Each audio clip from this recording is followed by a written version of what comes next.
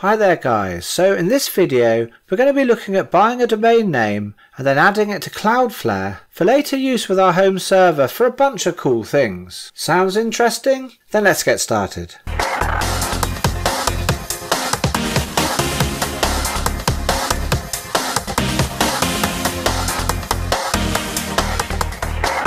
Hi guys, so this video is aimed at beginners, and as such is the first in a series that I'll be calling Beginner Core Topics.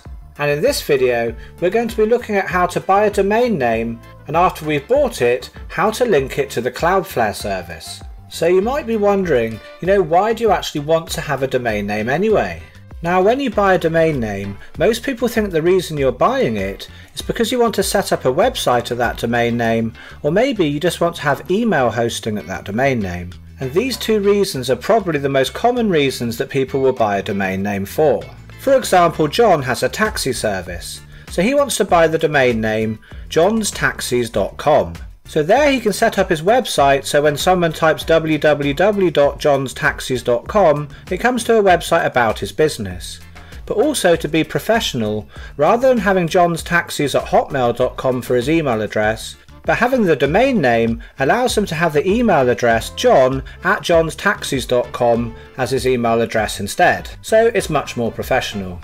But I can hear some of you out there saying, yeah, that's all very well, Spaceinvader, but I don't have my own business, I'm happy with my email address, so why do I need a domain? Okay, so most people who watch my videos, they have an Unraid server at home. And when you have a home server, having a domain name can be a real useful thing to have. Once we have our domain name, we can actually access services that are running on our server, such as various Docker containers. Think of things like Nextcloud, Plex, MB, all that kind of thing. We can actually access them through the domain name. So once we own our own domain name, we can create what are known as subdomains that come off that main domain name. So let's go back to our example earlier of johnstaxis.com. So if he was to create some subdomains of his domain, it might be something like nextcloud.johnstaxis.com, plex.johnstaxis.com, and so on and so on. And then by going to each of these subdomain addresses, so basically just typing into his browser https://plex.johnstaxis.com, that would take him straight into his Plex server, and he can watch his movies through that domain name.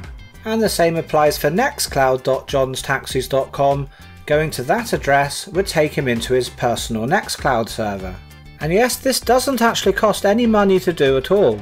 You only need to buy the domain name as a one-off cost, which is probably around $10 a year to have a domain name, and there's no other costs involved at all. So before we actually go and buy a domain name, let's look at how a domain name actually is constructed and how it works.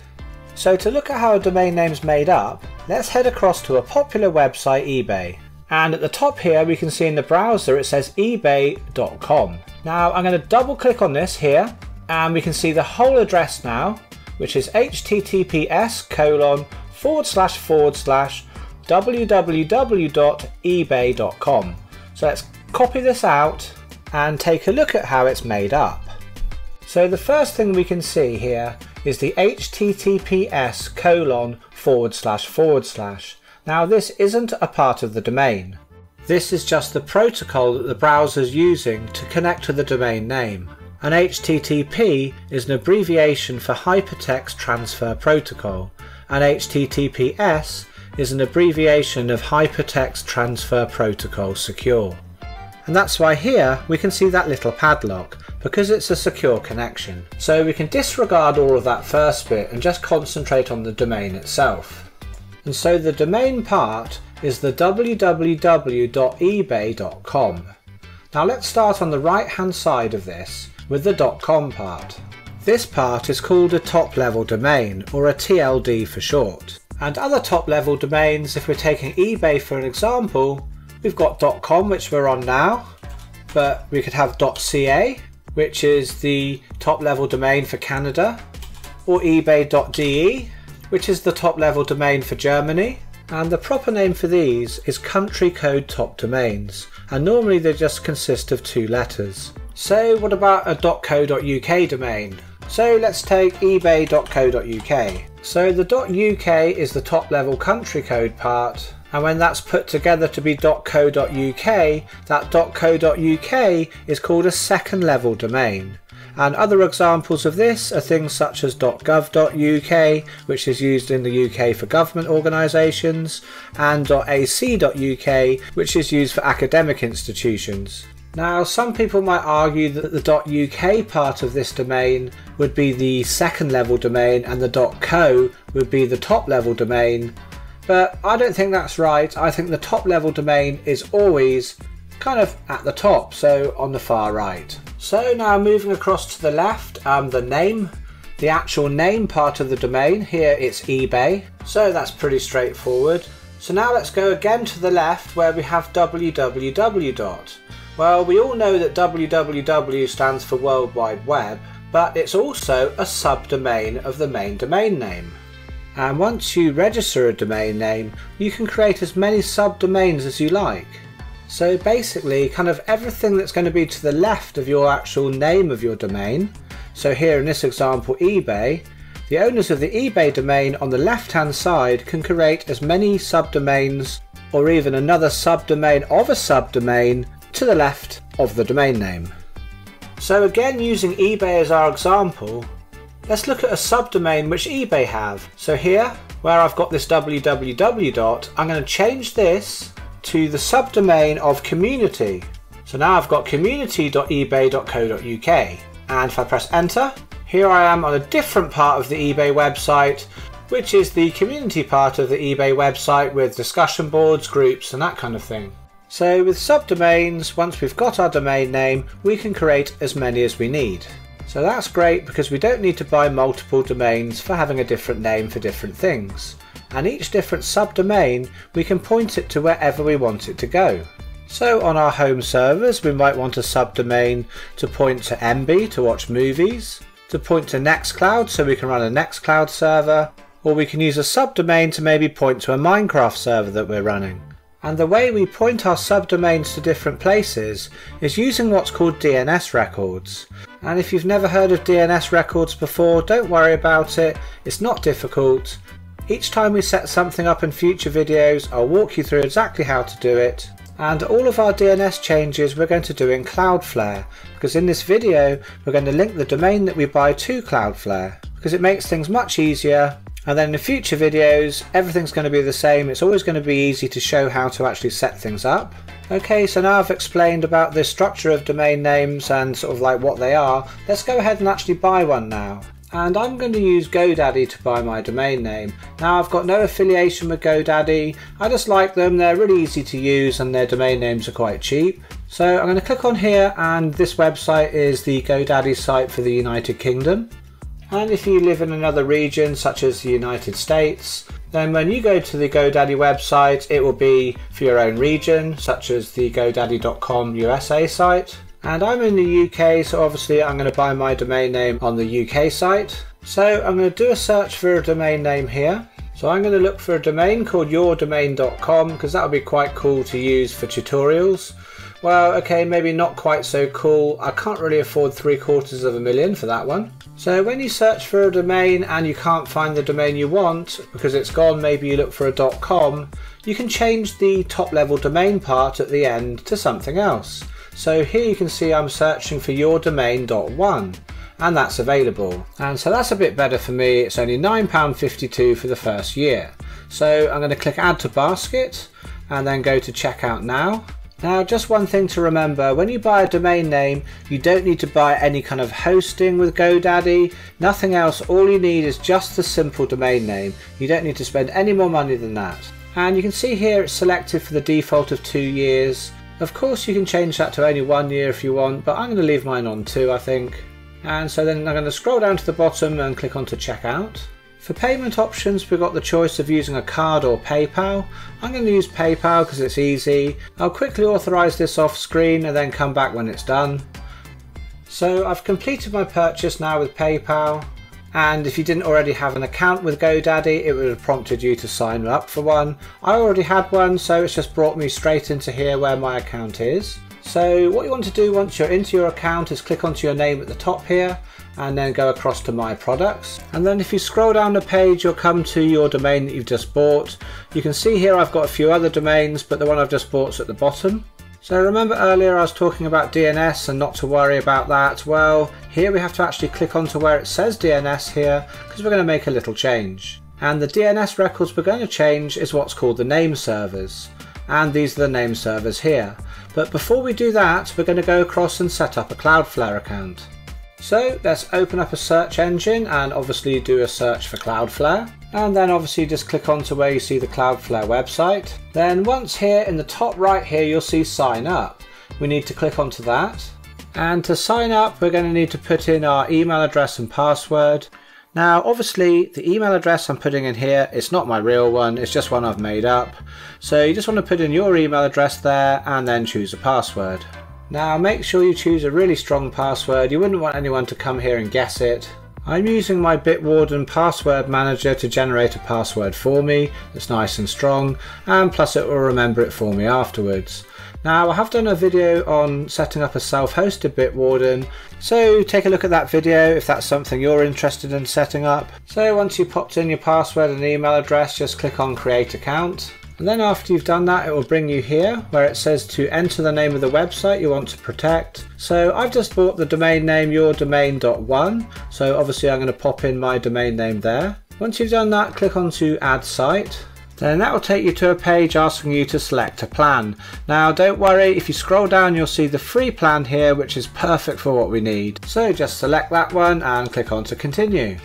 So what Cloudflare does now is it searches for the existing DNS records for this domain. And when it's a new domain you've just bought, there won't be very many DNS records. You can see there's a few here. We don't need to do anything here, we just click on to continue. And now here it says that we need to actually change the name servers. So it gives us two different name servers to change. And the first one for me here is arnold.ns.cloudflare. Now don't just copy mine here, yours will probably be different. Cloudflare will show you what they are, so just copy what yours are. And to copy, just click onto the little button that says click to copy. And we know it's copied properly because it says copied text to clipboard. Now this is where we have to go back to the GoDaddy website, to the part we just left earlier where it said change name servers. So now we're going to click on to change name servers and we'll land on this page here. Now it says connect my domain to a website. We don't want to do that. What we want to do is just go down a little bit further and click here where it says enter my own name servers. And now I'm going to paste in that first one, that arnold.ns.cloudflare.com. So with that done, I'm going to go back to the Cloudflare website now so I can copy the second name server they want me to use. And again, I'm going to click on the button, click to copy. And that's done because it said copied text to clipboard. So now I'm going to go back to the GoDaddy website and I'm going to paste in the second name server here. And with that done, I'm going to click on to save. So after you've clicked save, you'll get a little warning here. It warns about that if you've got a website, it could make your website actually disappear. Now the reason that is because name servers basically help connect the URLs you're using to the actual IP address of where that URL should point to. So the name server points to the place where all of your DNS records are actually held.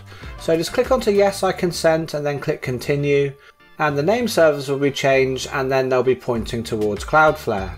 And so then it will be Cloudflare from this point on that actually manages all of the DNS records. So GoDaddy won't actually do anything else for your domain, but you will have to come back every year or 2 years when it's time to renew the domain and renew it through GoDaddy. But all of the controls for the domain will be done through Cloudflare.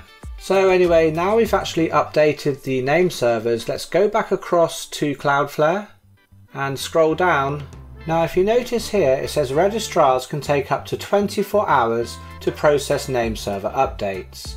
Now this is true and some registrars can be really slow, but GoDaddy are a good registrar and they update these things really quickly. I've never really known it take more than about 5 minutes. So let's check if it's been done by clicking on done, check name servers. And that will bring us to this page. We can miss everything here and just click finish later. Okay, yeah, that was super quick. It says great news, Cloudflare's now protecting your site. Now if you don't see this page straight away, it doesn't matter, just keep refreshing it and coming back. After a few minutes everything will go through. And now, because the domain's over with Cloudflare, if we want to make any DNS changes, we just click onto this DNS button here. And here we can add and edit various different DNS records.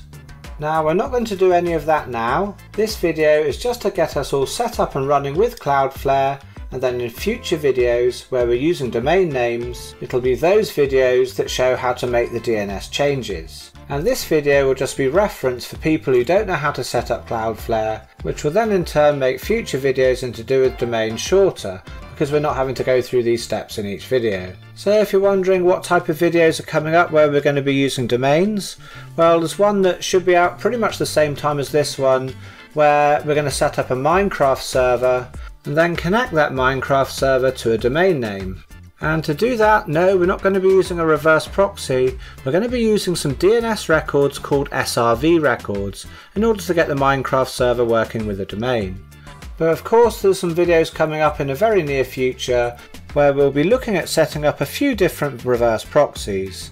Two we're going to set up on the Unraid server, one a reverse proxy called Swag, we'll be looking at setting that up. We're also going to look at another reverse proxy called Nginx Proxy Manager.